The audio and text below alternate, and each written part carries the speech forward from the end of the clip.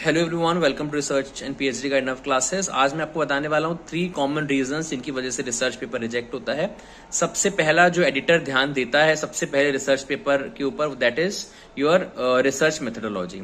आपकी research methodology weak होती है, सैंपल साइज जस्टिफिएबल नहीं है, data collection technique is not good, data analysis tool is not up to the mark, not appropriate, not modernised. तो इसकी वजह से आपका रिसर्च पेपर जो है वो रिजेक्ट हो जाता है। दूसरी अगर अपन बात करें तो अनक्लियर रिसर्च गैप आपने जो लिखा है लिटरेचर रिव्यू से जो आपको रिसर्च गैप मिला है, that is not that much clear. मतलब इतना क्लियर नहीं है, रिसर्च गैप इतना ठोस नहीं है कि उसके ऊपर कोई रिसर्च की जा सके। बस वही पेपर को हमने एक अलग तरीके से फॉर्म करके प्रेजेंट करके वापस से पब्लिश करने के लिए भेज दिया। तो रिसर्च गैप आपका ठोस होना चाहिए, इंपॉर्टेंट होना चाहिए, इसके ऊपर एक रिसर्च की जा सके। And third and the foremost is poor writing and structure.